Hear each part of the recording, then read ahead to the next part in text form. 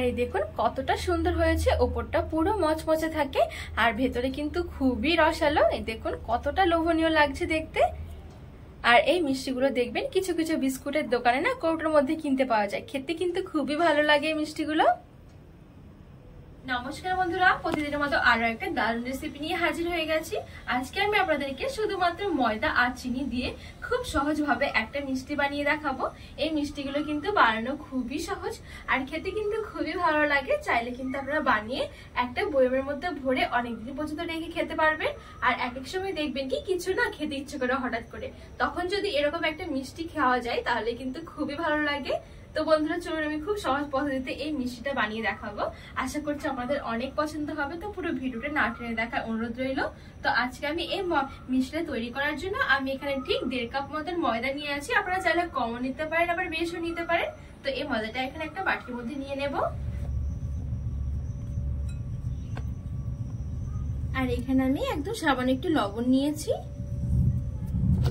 আর এখানে দিয়ে দেব 1/2 চামচ বেকিং সোডা। দিচ্ছি আমি 2 টেবিল চামচের মতন ঘি। এবারে সবকিছু ভালো করে একটু মিশিয়ে নেব। তো এখানে আমি সবকিছু ভালো করে মিশিয়ে নিয়েছি। আর এখানে কিন্তু ঘিয়ের জায়গায় আপনারা তেলটাও দিতে পারবেন, তবে ঘিটা দিলে কিন্তু একটু সেন্টটা ভালো হয় আর খেতেও কিন্তু খুবই সুন্দর লাগে। এবার আমি এখানে অল্প অল্প করে জল দিয়ে একটা ডো তৈরি করে নেব। আর ডোটা কিন্তু খুব বেশি এটা শক্ত করব না, একেবারে কিন্তু নরমও নয়, মিডিয়াম একটা ডো তৈরি করে নেব।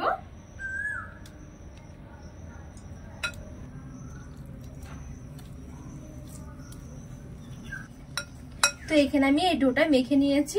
আর এখানে কিন্তু খুব বেশি একটা মসৃণ করে মাখার দরকার নেই, জাস্ট এভাবে একটু মেখে নিলে হয়ে যাবে।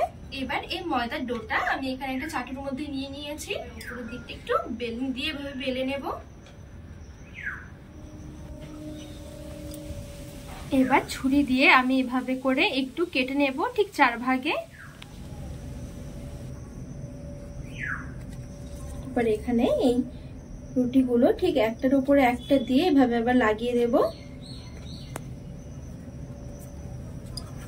আবার 2 হাত দিয়ে ধরে এভাবে করে ডোয়ের মতন তৈরি করে নেব। এতে করে কিন্তু মিষ্টিগুলোর ভেতরে খুব সুন্দর একটা লেয়ার আসবে, খেতেও কিন্তু খুবই ভালো লাগবে। দিয়ে আবার আমি এভাবে করে হাত দিয়ে চেপে বেলনি দিয়ে বেলে নেব। আবার আমি এভাবে করে কেটে নেব।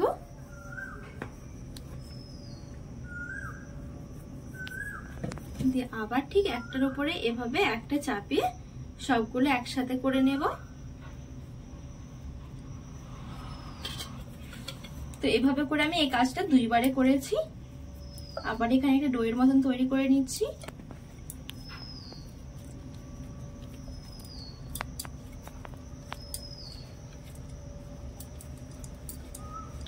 এবার এই ডোটা আমি এভাবে করে একটু লম্বা করে নেব।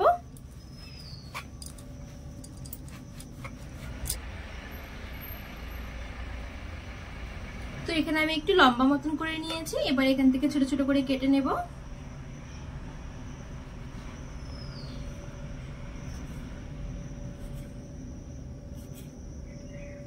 এবার আমি এখান থেকে একটা ছোট লেচি নিয়ে নিচ্ছি। এবার 2 হাতের মধ্যে রেখে সবার প্রথমে একটুখানি গোল করে নিচ্ছি, একদমই হালকা হাতে। এবার আমি এই 2 হাত দিয়ে ধরে একটুখানি লম্বা মতন করে শেপ করে নিচ্ছি, ঠিক যেরকম চমচম হয় সেরকম করে।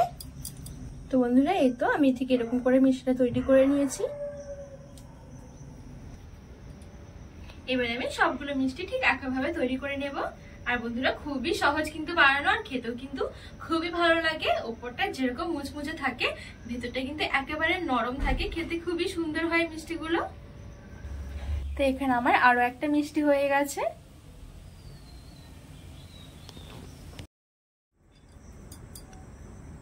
তো বন্ধুরা এখানে আমি সবগুলো মিষ্টি খুব সুন্দর করে তৈরি করে নিয়েছি। আর এই মিষ্টিগুলো আমি একটু ছোট ছোট করে তৈরি করেছি। এবার আমি গ্যাসের উপরে কিছুটা তেল একদমই হালকা করে গরম করে নেব। তো এখানে তেলটা হালকা গরম হয়ে গেছে, খুব বেশি কিন্তু আমি গরম করিনি, একদম হালকা কুসুম গরম করে নিয়েছি। এবার দিয়ে আমি মিষ্টিগুলো ছেড়ে দেব।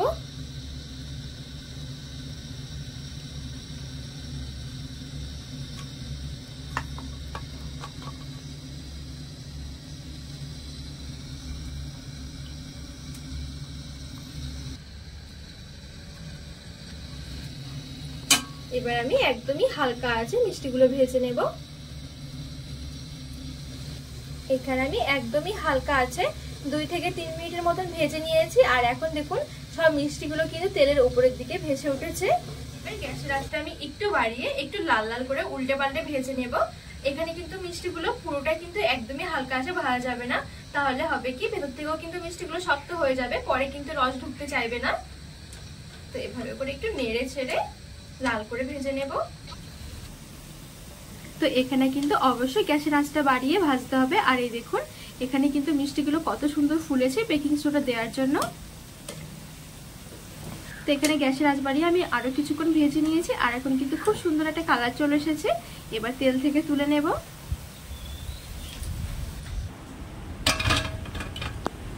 এখানে সবগুলো মিষ্টি আমার খুব সুন্দরভাবে ভাজা হয়ে গেছে।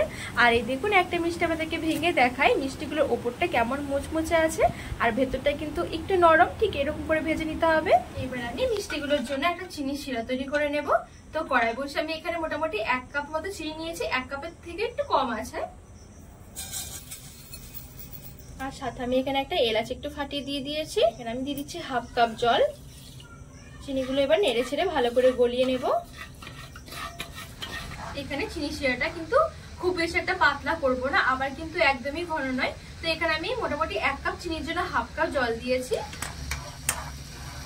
এখন কিন্তু চিনিগুলো গলে শিরাটা কিন্তু ফুটতে শুরু করেছে। আর এখানে কিন্তু একটু ঘন শিরা হয়েছে।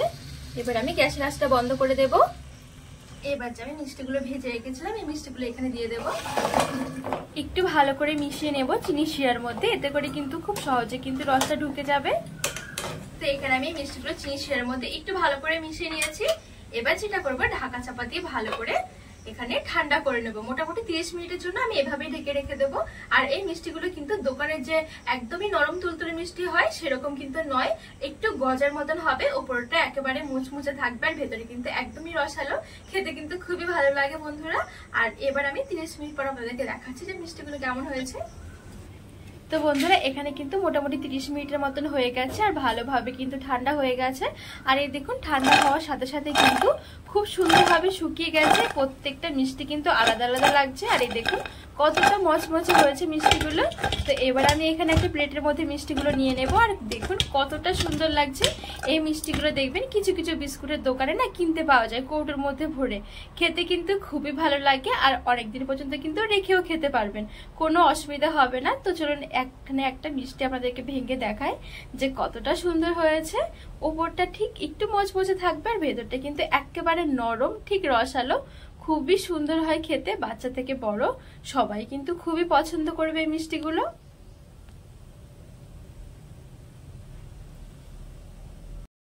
তো বন্ধুরা আজকে মিষ্টি রেসিপিটি কেমন লেগেছে অবশ্যই কিন্তু কমেন্ট করে জানাবেন। আর আপনারা কিন্তু অবশ্যই বাড়িতে এভাবে একবার বানিয়ে দেখবেন। বাড়িতে যদি ছোট বাচ্চারা থাকে ওরা দেখবেন এক এক সময় কিছু খেতে বায়না করে, তখন যদি এরকম একটা মিষ্টি দেওয়া হয় ওরা কিন্তু খুবই আনন্দ পাবে। তো রেসিপিটি ভালো লাগলে চ্যানেলটিকে সাবস্ক্রাইব করে পাশে থাকা অনুরোধ রইল।